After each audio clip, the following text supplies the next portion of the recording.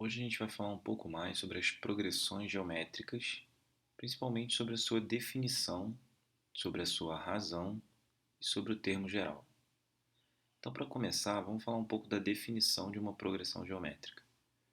A gente já viu que uma progressão geométrica ela se parece com isso, né? Você tem um número, e aí, por exemplo, o dobro dele, 2, o dobro dele de novo, 4, o dobro dele de novo, 8, e assim por diante. Então, esse é um exemplo de progressão geométrica. Cada termo, né, é o anterior multiplicado por um valor fixo. Então, aqui vezes 2, vezes 2, vezes 2. Se esse padrão continuar, multiplicando sempre o anterior vezes 2, o próximo número a gente percebe que tem que ser 16. Né? Porque aí vezes 2 aqui, né, vou ter um próximo número aqui que é 16. Mas como que eu defino isso de forma melhor? Defino mais precisamente. Bom, a definição por recorrência, né, então a gente vai usar a definição por recorrência primeiro, de uma PG, ela diz o seguinte, que a gente tendo o primeiro termo A1 conhecido e cada número AN for o anterior a ele, que é o AN menos 1, multiplicado por um valor fixo Q, né, chamado de razão, e sendo N um número natural e N maior ou igual a 2, a gente tem uma PG. Por exemplo, se a gente olhar na sequência de cima, a gente vai ter o seguinte, ó. Olha essa sequência aqui. A gente tem nela, vamos botar aqui ela como exemplo, o seguinte. Então a gente vai pegar essa sequência e escrever como recorrência. A gente tem que o A1 vale 1. E cada termo a gente identificou que é multiplicado por 2. Então, cada termo a partir do segundo,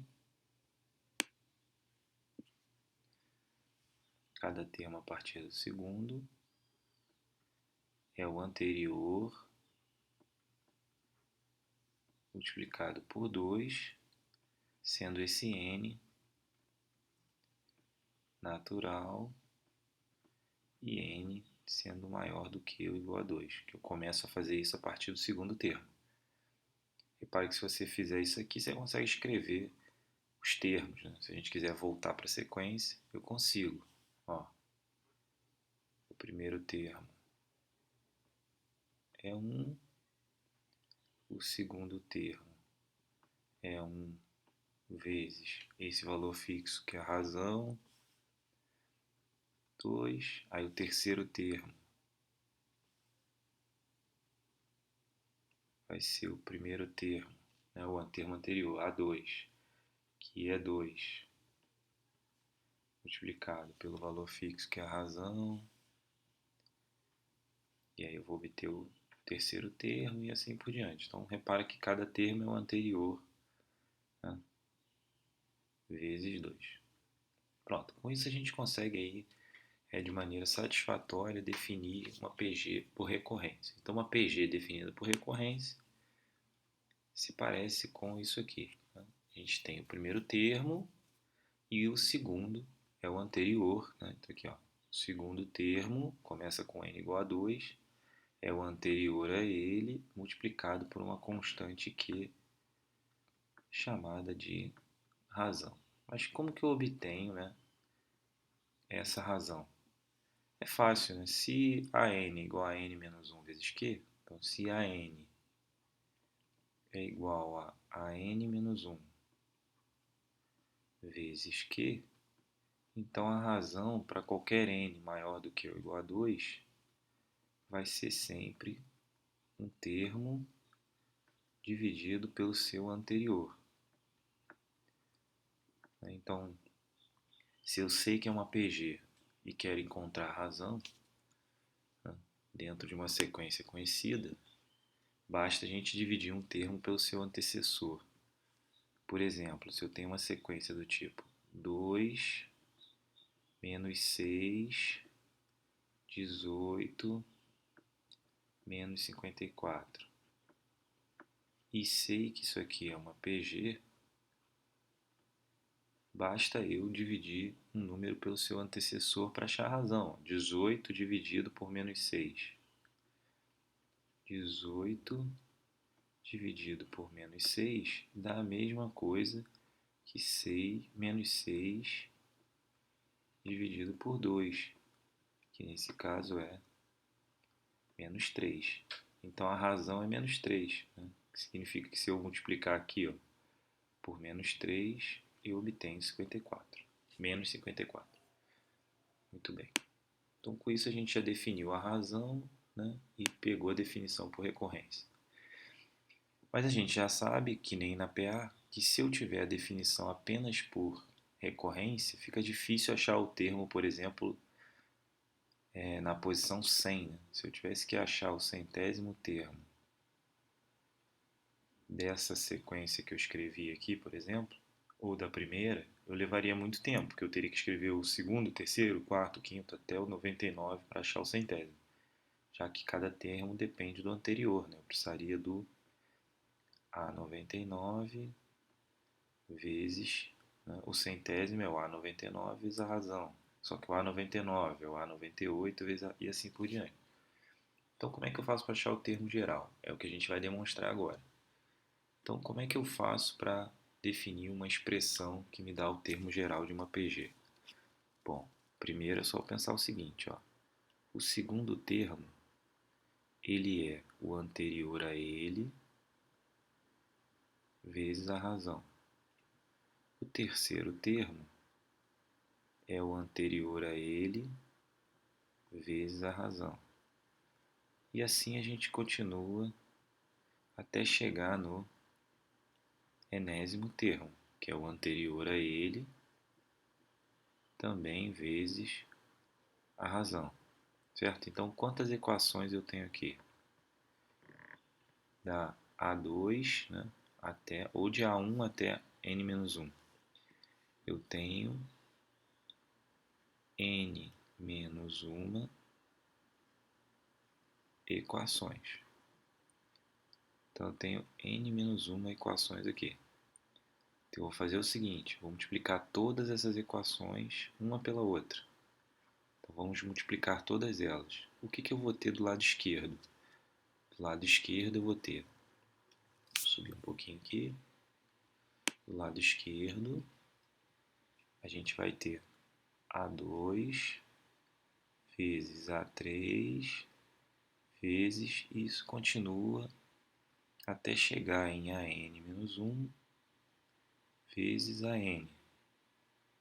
E do lado direito, começo com A1 vezes Q, então vou multiplicar, né, primeiro esses termos aqui. Eu vou ficar com A1 vezes A2 vezes até o último termo, que é o AN-1 vezes a razão multiplicada por ela mesma. Q vezes Q vezes Q. Mas a gente já sabe que são quantas parcelas? N-1 parcelas. Então aqui eu tenho N-1 fatores de Q. Ou seja, isso aqui é o mesmo que Q elevado a N-1. E se eu olhar agora do lado esquerdo e do lado direito, eu tenho exatamente os mesmos fatores de, de termos, né? Então, assim, o A2 aqui, ó, ele aparece aqui também. Então, A2 simplifica com A2, porque se eu dividir os dois lados por A2, cancelou. A3 também aparece aqui, e assim por diante. O último termo que aparece aqui é o AN-1, que também aparece aqui. Quem é que vai sobrar aqui? AN, isso aqui é um N, né? A letra ficou ruim, mas isso aqui é um N. AN, vou botar aqui direito para ficar claro. AN, desse lado, E do outro lado vai sobrar o A1. A1 vezes Q elevado a N menos 1. É claro que essa definição só vale se N é natural, né? E N é maior do que ou igual a 1. Por que tem que ser maior do que ou igual a 1? Porque quando N é igual a 1, isso aqui some e a gente tem o primeiro termo. Para N igual a 2, o segundo e assim por diante. Então isso aqui é o nosso termo geral. Esse é o nosso termo geral de uma PG. Repara o seguinte, ó. Quem é o A100, por exemplo, naquela primeira sequência que a gente escreveu?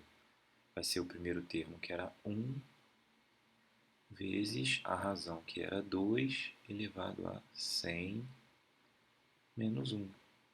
Ou seja, o centésimo termo naquela sequência, ele vai ser 1 vezes 2 elevado a 99.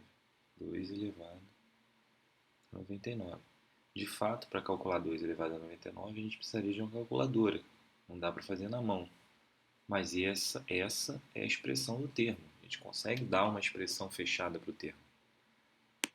Então agora a gente pode expressar qualquer termo em função de qualquer outro. Por exemplo, se eu sei que A5 é igual a A1 vezes Q elevado a 4 e que, por exemplo, A10 ou A12 é igual a A1 vezes Q elevado a 7, e aí repare a relação entre esse número e o expoente. A soma de 1 com 4 dá 5. A soma de 1 com 7, né? Aliás, aqui não é 7, né? Aqui é 11. Está escrito errado aqui. Espera aí, deixa eu apagar. Aqui é 11. 11. A soma de 11 com 1. Vou voltar aqui. A soma de 11 com 1 dá 12. Por quê? Porque a partir do primeiro termo eu tenho que multiplicar 11 vezes a razão para chegar no 12º. Quando eu estou no primeiro termo, A1, A2, A3, A4, A5, eu tenho que multiplicar 4 vezes a razão. 1, 2, 3, 4. Cada uma dessas vezes eu multiplico pela razão. Então, por isso a razão fica elevada a 4. Então, isso aqui tudo vai me dar Q elevado a 4. Mas se eu dividir uma expressão pela outra, eu vou ter A5 dividido por A12, né? Ou a de baixo pela de cima, para ficar melhor. A12 dividido por A5 igual, cancela aqui, ó, Q11 dividido por Q4. A gente pode simplificar, vou ficar com A12 igual a A5 vezes Q elevado a 11 menos 4, 7. Por isso que eu escrevi 7 antes, já estava pensando nesse 7 aqui. Então, olha só, 12 é igual a 5 mais 7, porque a partir do quinto termo, eu só preciso multiplicar a razão 7 vezes para encontrar o 12º termo. Ok? É isso, eu fico por aqui, espero que você tenha gostado. Até o próximo vídeo e tchau.